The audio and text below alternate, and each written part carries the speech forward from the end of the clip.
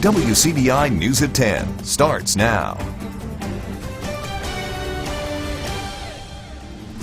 Good evening, everyone, and thank you for joining us. I'm Selena Schaefer. We now know the name of the child killed in a shooting incident in East Columbus this afternoon. Lowndes County Coroner Greg Merchant identified the victim as 12-year-old Legarius Morris. Police say children were playing at a home on Florence Street in East Columbus when they discovered a semi-automatic rifle. A 13-year-old child accidentally discharged the rifle, killing Morris. The two were related. Neither lived at the house. After questioning several witnesses, police do not suspect foul play. An afternoon fire in Lowndes County leaves one local woman without wheels. Firefighters responded to a car fire at Green Tree Apartments just off of Lemberg Road in Columbus. The blaze started in the engine compartment of this Toyota Corolla, and firefighters were worried that it might spread to surrounding vehicles. The fire did considerable damage, and the owner barely had time to get her belongings out. The battery started going on and off, and I unlatched the hood and saw smoke and then fire. So I got my dog out and all my stuff out, and then called the fire truck. There's no official word on what caused the fire. Residents of South Tupelo are fed up with violent crime in the city. Tonight, representatives from the Haven Acres, Southern Heights, and the Green Tea Neighborhood Associations gathered for a public hearing spearheaded by Ward 7 Councilman Willie Jennings to discuss ways to deal with the serious problem. I would consider an emergency right now, that we need to come back and come together and go from here.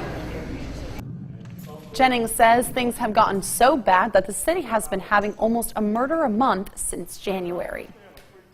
Residents in Choctaw County are getting acquainted with their newly elected officials. A reception was held for city leaders in Ackerman, Ware, and French Camp. The mayors of all three towns talked about the things they're looking to accomplish this term.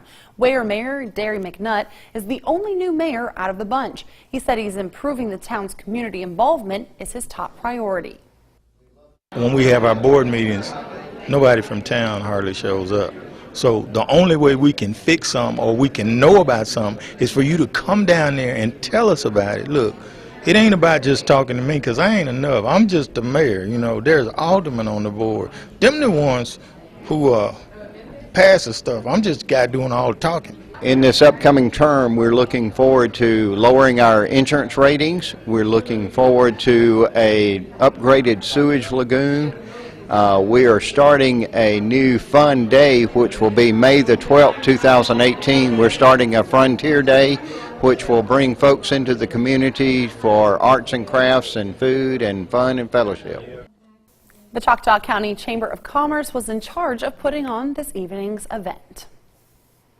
A Northeast Mississippi family is waiting to see if insurance or Medicaid will cover a much-needed surgical procedure for their 4-year-old daughter. As WCBI's Allie Martin reports, the specialized surgery means a life of independence for Amelia Moody. But getting through all of the red tape is challenging and frustrating for the family.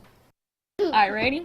There's never a dull moment in Pastor Chris Moody's household. This I know, for the Bible tells me so. Moody is pastor of Smithville First Free Will Baptist Church, and he's also a teacher at Columbus Middle School. Chris and his wife Heather have 5 children, 4 daughters and 1 son. Their youngest 2, Caitlin and Amelia, were adopted. The twins were born prematurely and abandoned by their natural parents. Although other pre-existing medical conditions were corrected, Amelia was diagnosed with cerebral palsy. It affects her mobility and she must use a walker, but that doesn't stop her.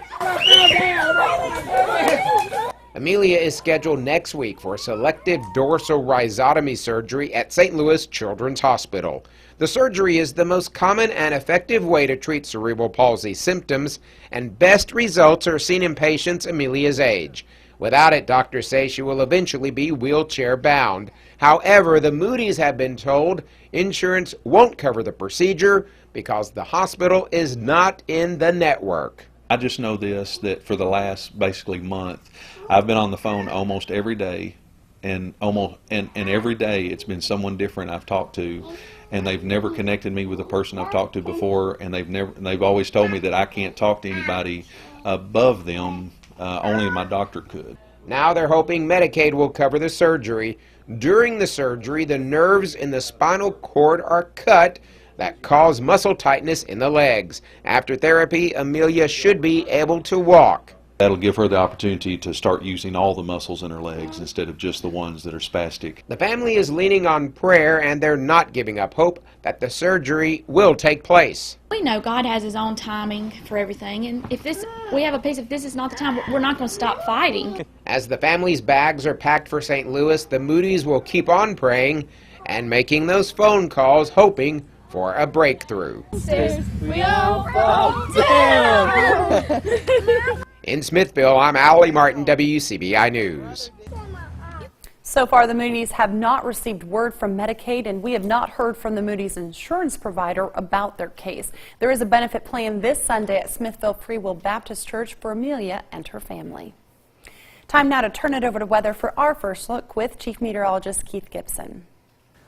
Selena, showers and storms out there earlier today. Those have gone away, but we saw some pretty nice sunsets. There's a picture right there from Caledonia. Also some towering clouds earlier in northern Mississippi, giving rise to those showers and storms. And just like magic, just as we were expecting, they're all gone at this time. So we should have a quiet evening tomorrow. More showers and storms likely by the late morning into the afternoon. Low 90s, a pretty good bet across the region, so get ready for another hot and steamy one.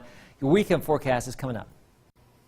The Winston County Sheriff's Department adds 16 new junior deputies to the force. The second annual Junior Deputy 3-Day Academy just wrapped up, and our Victoria Bailey was there to catch all the action. It makes me a lot closer to them and know that I can depend on them and that they will be there when I need them. Winston County Sheriff Jason Pugh and his deputies are working to build a relationship with kids in the community. Hello, officers. How are y'all doing today? How are y'all? Can I help you with something? Junior deputies are between 6 and 12 years old. Pugh says seeing how the job is actually supposed to be done instills understanding and trust at an early age. That gives them a good impression right off the bat. They know what we're here for, they know what we're here to do, and they understand that we're here to help them. That we're not the bad guys that's going to take them to jail or that's going to take mom and daddy to jail, that our goal is to actually help them with what problems they're having in their lives. Chief Investigator Connie Hampton led the deputies through the mock burglary investigation. He says he's happy to bust any myth about his job. We get to hear a lot of things from the kids, and that let us know what they have been exposed to. And again, try to overcome those misconceptions that they have, because TV is not real life, and they see a lot of things that happen that in real life we can't do. Pugh says overall he hopes the junior deputies walk away with a sense of comfort after getting to know their local law enforcement. About 80% of our forces come down and they've actually got to meet them, and they know Jimmy Lover, and they know Mark Gregory, they know Jason Pugh. They know us, and they know who they're calling and what they're going to get when they call. In Winston County, I'm Victoria Bailey for WCBI News. The kids officially became junior deputies in a graduation ceremony earlier Thursday afternoon.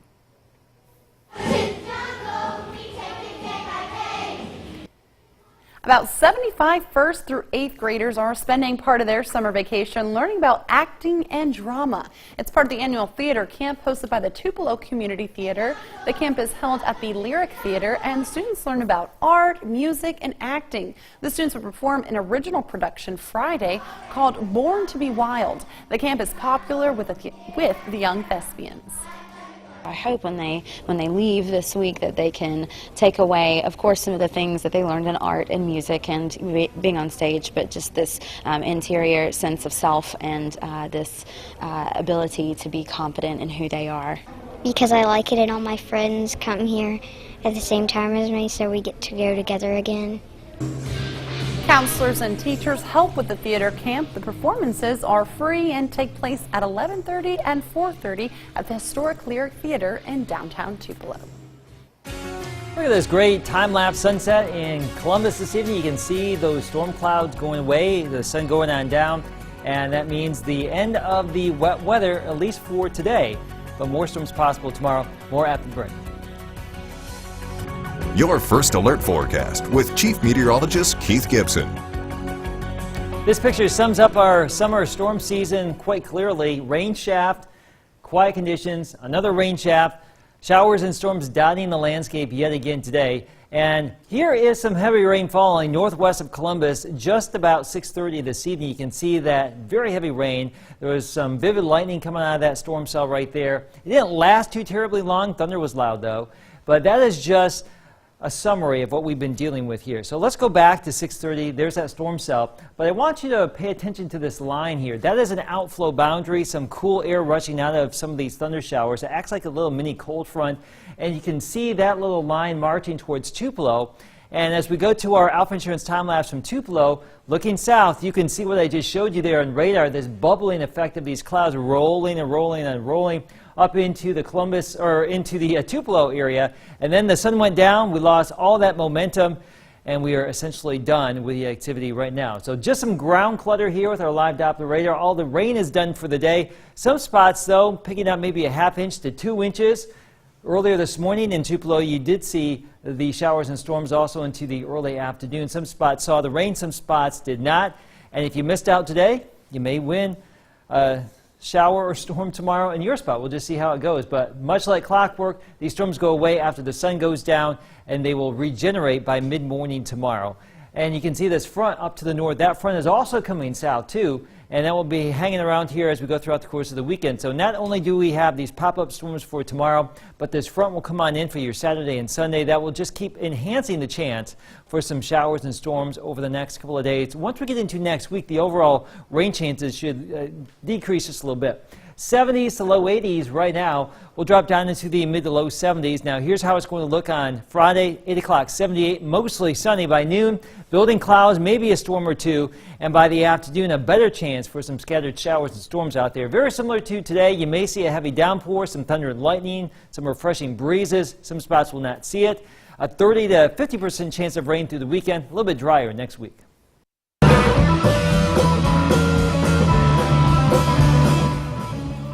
Coming up a little later, the high school football tour Bama edition catches up with some battling Bulldogs in Vernon.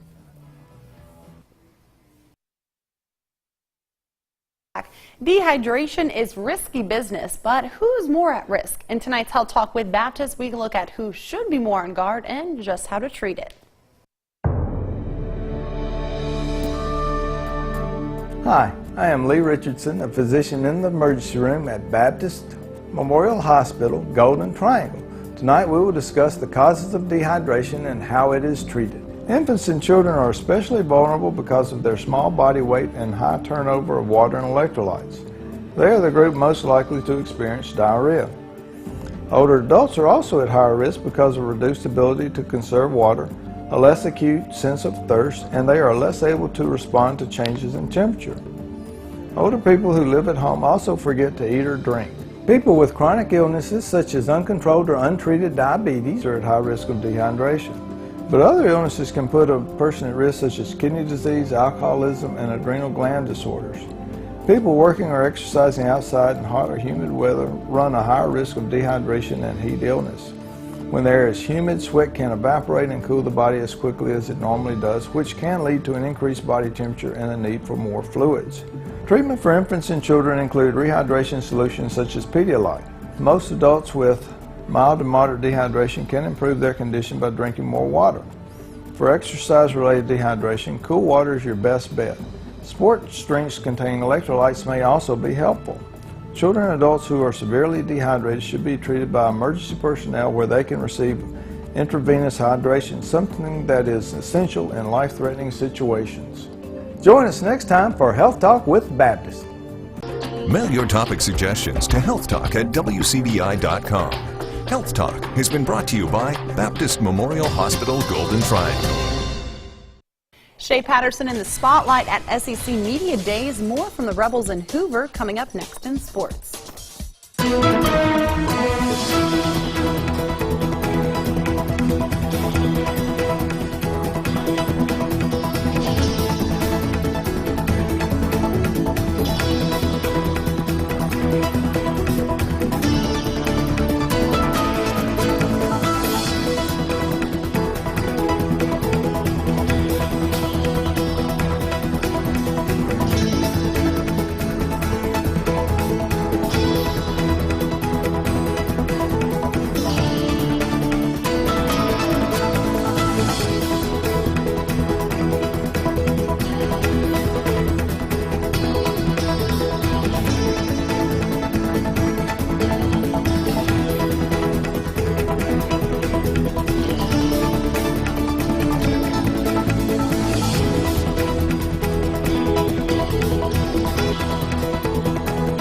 WCBI Sports with Tom Ebel.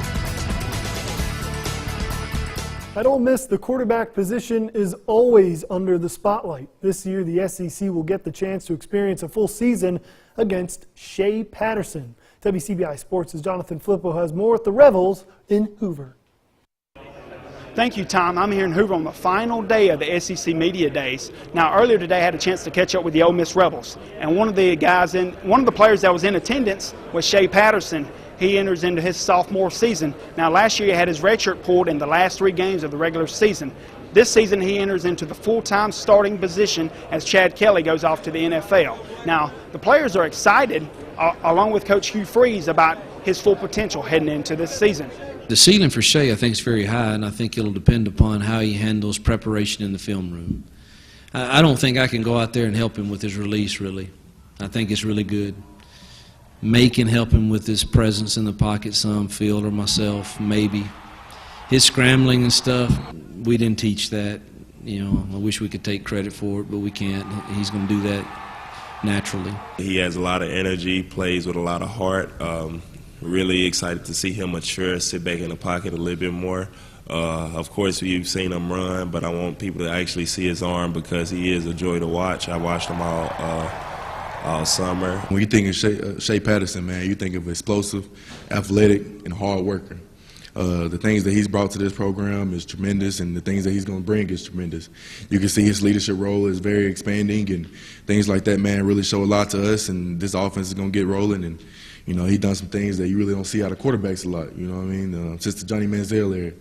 You know, that's one of his biggest things is, you know, being the best. It's pretty cool just because how great of a player he was and, you know, how he extends plays, and that's something I pride my game in. I like to extend plays and keep my eyes downfield, but you know, I want to be, you know, myself. I want to be Shea. Ole Miss will play the waiting game as they hope for a conclusion to the investigation this fall. Reporting in Hoover, Jonathan Flippo, WCBI Sports. Thank you, Jonathan. Alabama week rolls on with the defending regional champs from Vernon. Lamar County Bulldogs are the 25th stop on our high school football tour. WCBI's 60 Schools in 60 Days is brought to you by Toyota, Let's Go Places, and Emerson Animal Hospital, where your pets are family in West Point. Former Sampson head coach Robbie Bradford jumps into a situation most first-year coaches dream of. A defending regional champion, returning most of the talent from that title team, hungrier than ever after an early playoff exit. Bradford says a visit to Vernon a few years ago put the Bulldogs on his radar. Sampson High School got paired up with Lamar County High School in the first round of the playoffs and was able to come to Vernon and got a first-hand look at the place and just left really impressed with their community, you know, with their fans and with their school, with their team. So it was always one of those places in the back of my head, you know, if it ever came open, this would be a great opportunity, a great place I'd like to be. New year, new coach for the Bulldogs, but the expectations are higher. The returning guys in Vernon will look to take care of unfinished business in 2017. Most of the guys that played last year, they didn't experience playoffs, including myself, too well. But I feel like now that we have the experience and we know the intensity that it brings, we know what it's going to take to win a playoff game, and I feel like that's going to help us a lot. It was kind of a big thing for our young people because we never experienced the playoffs or winning the region champs.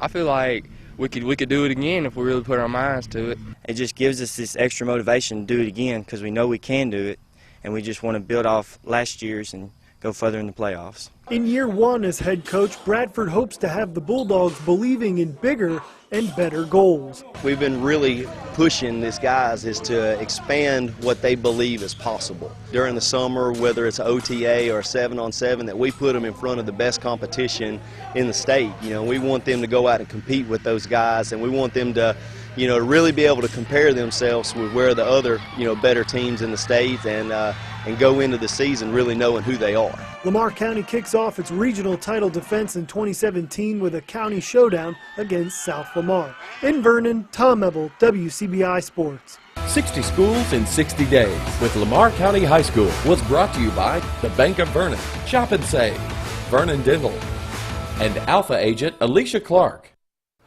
The tour continues tomorrow with Pickens County, and that'll do it for sports. Last look at your forecast coming up next.